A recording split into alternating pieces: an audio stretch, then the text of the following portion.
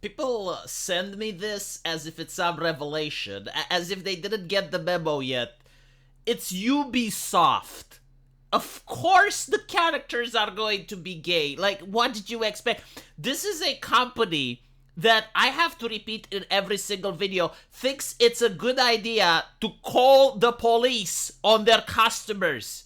Like, imagine this situation, okay? You're a grandmother or you're a parent or whatever, and you walk into a store and there is a Ubisoft game, and you make the worst possible decision of your life. You think that little Billy at home may enjoy playing the Ubisoft game, so you buy the Ubisoft game, and little Billy has a potty mouth. You know, little Billy is a cheeky little shit, and he uses words on microphone, and now you have the police willing to arrest little Billy, willing to give a criminal conviction of little Billy because he used the name Skullfuck47, and he said something edgy to Suwan all over the other half of the world. And Suwan reported it to Ubisoft, or Ubisoft's AI traced little Billy, alright? This is the company we're talking about, or at least this is the PR that the company has. And people are shocked and surprised. It's like, oh my god, they're adding LGBT themes. Like they are more concerned with LGBT themes than anything else. It's like, of course. Now here's the thing. Maybe they are, like maybe this is an excellent game. Maybe they got like some of the best artists in the world and some of the best writers in the world, and they're cracking at it to make a great product. Which begs the question, why aren't they advertising that? This is why most people are concerned about. I don't know anything about the gameplay of the new Assassin's Creed. Like what exactly can the new Assassin do? What did they add that wasn't in the previous games? What is the gameplay mechanic? Who are you fighting against? None of that matters. None of that is in the trailers. None of that is mentioned. That is not their best foot forward because they aren't convinced that they can even attract people with that. Instead, they're like, "Oh yeah, did you know? Well, we got a black character, black character, of course. Did you know? He's gay. He is gay. Oh, did you know that? Oh." That is the thing that they believe will sell their product. And the thing is, like, it's so easy to do, right? Like, even I can open Notepad and I can write a story and I can say, all right, so in this space exploration story, the character is black and he also happened to like men. There you go. No consultants. I don't have to pay hundreds of thousands of dollars. I did the story, right? And literally anyone can do it. Even you. I know it's you can do it. You can write a story, and after you finish the story, just make the character black. You know what? You can even take a story. You can even take Lord of the Rings and say that Aragorn is black and he is lusting after Frodo.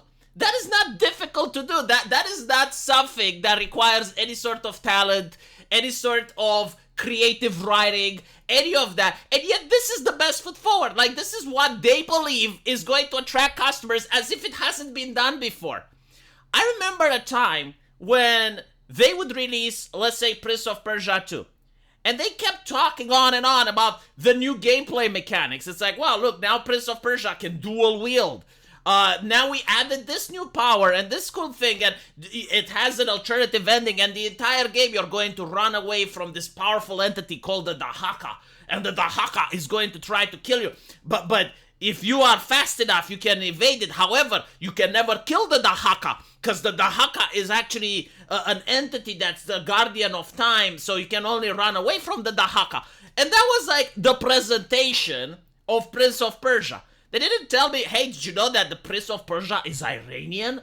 Did you know that his genetical makeup, like his pedigree, is such and such? And do you know that the Prince of Persia, every once in a while, he lusts for men? Yes, like his sexual orientation. Do you know the sexual positions that he... Like, none of that was mentioned because none of that was important.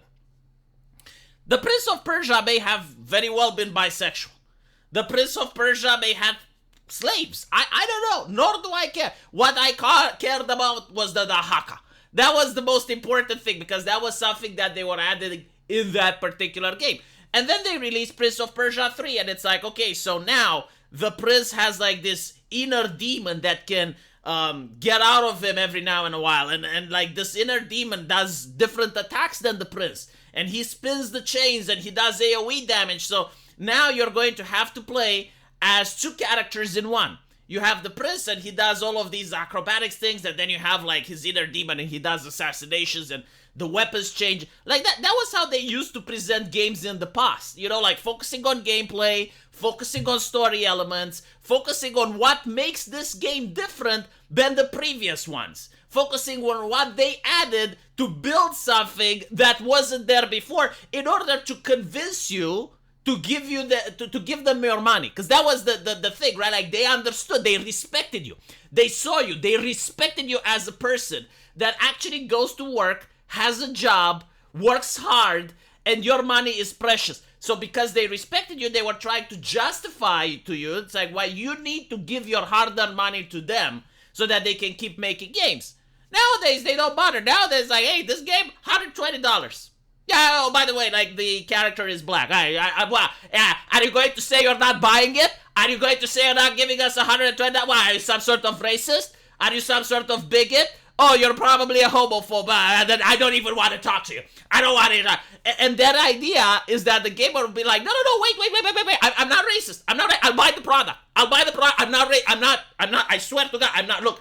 $120. I don't even know if I should sell it to you. To be honest, like you weren't on the same page with us from the beginning. It's kind of like that mentality that they're having, like completely unhinged, completely disconnected from the reality.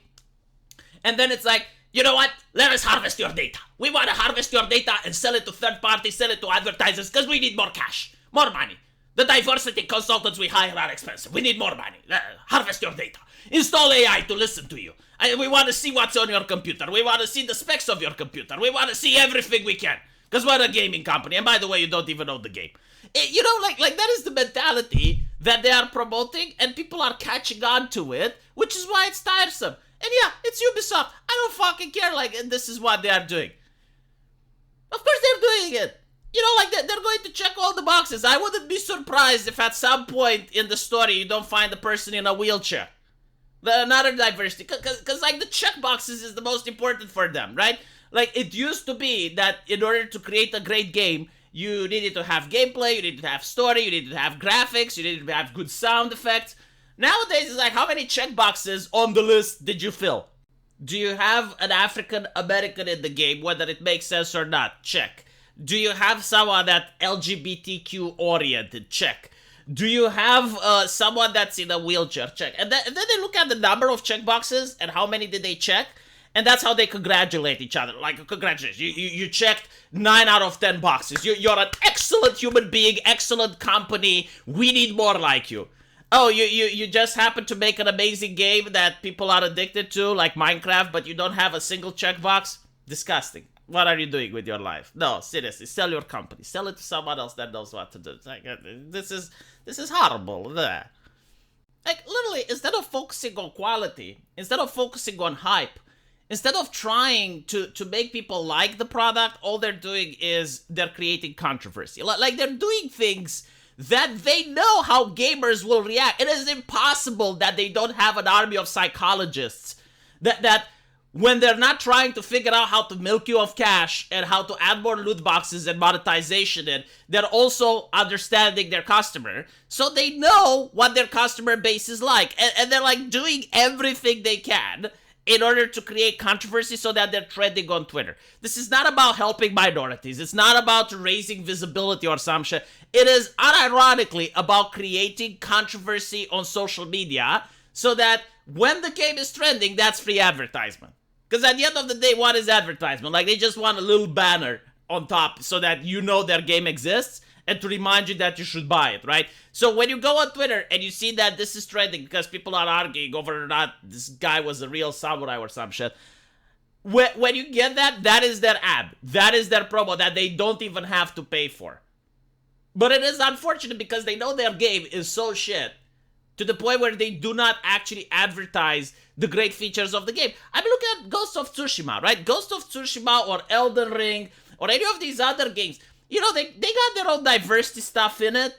Like in Ghost of Tsushima, you have like this lady archer and shit, and not everything is like actually historically accurate.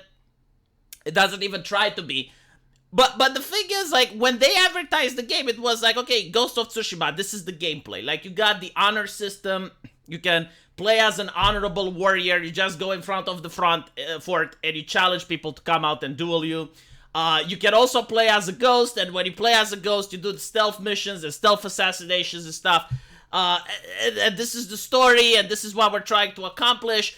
And we focused a lot of effort on the katana. Like, we wanted to make the katana feel real. We watched a lot of samurai movies. We trained a lot. That's how they advertised their game. That is how they were promoting it. It wasn't, oh yeah, like, this character happens to be gay. Yeah, and by the way, like, we added this new character and he's black. They didn't do that, right? Why? Because they didn't need to. They knew that the game would speak for itself. And they knew that people will buy it.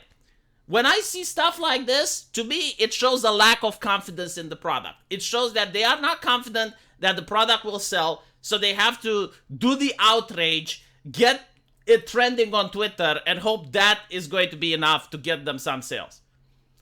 Hopefully this type of marketing tactic at some point will end. I don't know when, but it's not sustainable. Let me know what you guys think, though, and as usual, I will see you in the comment section. Take care.